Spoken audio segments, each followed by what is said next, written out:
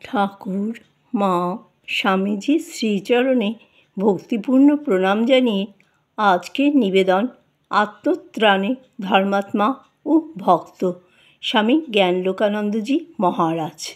শ্রী ভগবান নিজ মুখেই বলছেন, অতি দুরাচারী ব্যক্তিও যদি অনন্যা ভক্তি সহকারে আমাকে ভজনা করেন তাকে সাধু বলে মনে করবে, কারণ তিনি সঠিক কর্মে নিয়োজিত হয়েছেন।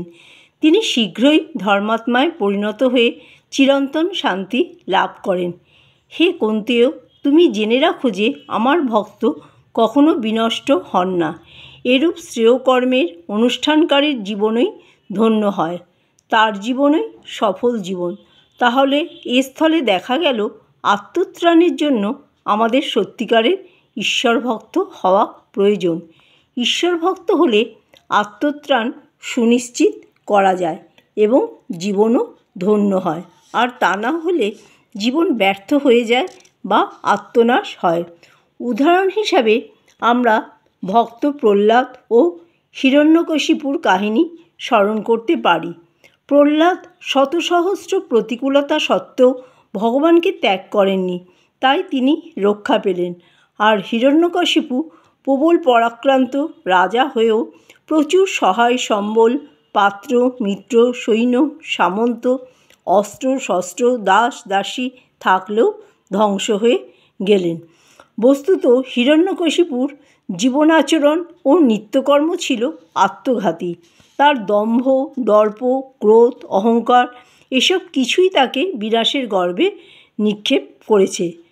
এই আচরণগুলিকে শ্রীমদ্ ভগবদ্গীতায় আসুরি ভাব বলে বর্ণনা করা হয়েছে।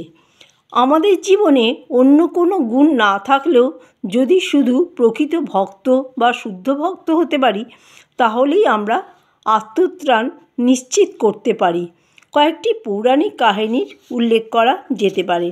এতে বলা হয়েছে, ধর্মব্যাদ পশুর মাংস বিক্রি করে সংসার যাত্রা নির্বাহ করতেন। তার জীবন আচরণ তাহলে এমন কি ভালো ছিল? ভক্ত ধ্রুবের এমন কি বয়স হয়েছিল? তিনি তো নিতান্তই শিশু ছিলেন। গজেন্দ্রের কি বিদ্যা ছিল? তিনি বড়জোর হস্তিকুলের রাজা, কিন্তু তথাকথিত বিদ্বান্ত ছিলেন না। কুব্জার কি এমন রূপ ছিল? তার পিঠে কুঁজ আর দেখতে কদাকার। সুদামার এমন কি ধন ছিল? তিনি তো নিতান্তই দরিদ্র ছিলেন। এমনকি দুবেলার আহারের সংস্থানও তার ছিল না। বিদুরের এমন কি বংশগৌরব ছিল? তিনি তো আসলে দাসীপুত্র ছিলেন। উগ্রসেনের কি এমন পৌরষ ছিল? তিনি তো অতি দুর্বল প্রকৃতির রাজা ছিলেন। কিন্তু তা সত্ত্বেও এদের সকলের জীবন সফল ও সার্থক। এদের জীবন প্রাতঃস্মরণীয় ও অনাগতকালের জন্য আদর্শস্বরূপ হয়ে রয়েছে।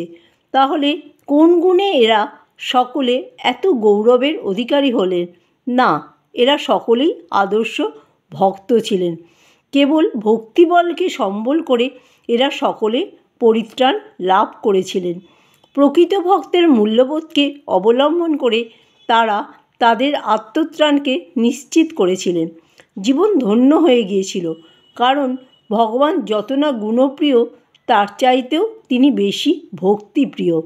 এই উদাহরণগুলির সাহায্য নিয়ে আমাদের জীবনকে নিয়মিত করতে পারলে আমাদের জীবনেও পূর্ণতা আসবে, আমাদের জীবনও সফল হবে, ধন্য হবে। সন্দেহ নেই। যে ব্যক্তি জিতেন্দ্রিয়, শূর, ব্রহ্মচারী, সুপণ্ডিত, সত্যবাদী, দাতা ও বীর বা বুদ্ধিমান পণ্ডিতের হিতে রত, সেই ব্যক্তি ভক্ত হয়। একটু ভালোভাবে লক্ষ্য করলে দেখবে, এখানে যে গুণগুলির কথা বলা হয়েছে এগুলি আসলে বিচার বিবেকজাত মূল্যবোধ ছাড়া আর কিছু নয়, কেবল পরিভাষার পার্থক্য। একটি আধ্যাত্মিক ও অপরটি ব্যবহারিক। এই মূল্যবোধে প্রতিষ্ঠা লাভ করলেই আমাদের প্রত্যেকের জীবন ধন্য হয়ে যায়। সাধারণত আমরা দেখি, যারা শারীরিক ও মানসিকভাবে দুর্বল তারাই আত্মনাশী হয়। এই দুর্বলতা থেকে আসে দুশ্চিন্তা, ভয়, মানসিক অবসাদ, আসে হতাশা। এই অবসাদ ও হতাশা যখন চরম আকার ধারণ করে, তখন তারা আর জগতে বেঁচে থাকার কোনো উপযোগিতা খুঁজে পান না। তীব্র দুশ্চিন্তায় কিংকর্তব্য বিমূঢ় হয়ে এ সময় তারা চরম সিদ্ধান্ত নিয়ে ফেলেন ও দুর্ঘটনা ঘটিয়ে ফেলেন। জীবন ধন্য না হয়ে ব্যর্থ হয়ে যায়। আত্মসত্তা আলোকিত না হয়ে অন্ধকারে নিমজ্জিত হয়। দুশ্চিন্তা মানুষের জীবিত অবস্থায় তার সজীব সতেজ শরীর ও প্রাণকে তিল তিল করে দগ্ধ করে সম্পূর্ণরূপে ধ্বংস করে দেয়। দ্বিতীয়ত, দুশ্চিন্তা মানুষের শরীরে অবস্থিত দুরারোগ্য ব্যাধির মতো। এই ব্যাধিতে কেউ আক্রান্ত হলে তার ক্ষুধা, নিদ্রা, বল, রূপ, উৎসাহ, বুদ্ধি, শ্রী সব নষ্ট হয়ে যায়। জয় ঠাকুর, জয় মা, জয় স্বামীজি।